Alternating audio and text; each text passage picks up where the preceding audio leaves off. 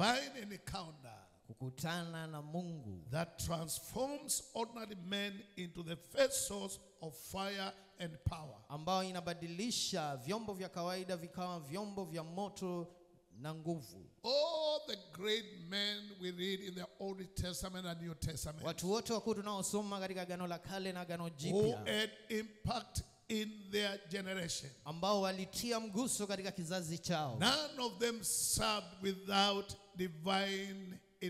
divine encounter. hapana aliyetumika bila kukutana na Mungu. And for the church to be effective in the world today, Na ili kanisa likawa na mguso ulimwenguni leo, we have to learn from the early church, because they were what they were because of divine encounter. lazima tujifundishe kutokana na kanisa la kwanza, maana walikuwa vile walivyo kwa sababu ya kukutana na Mungu.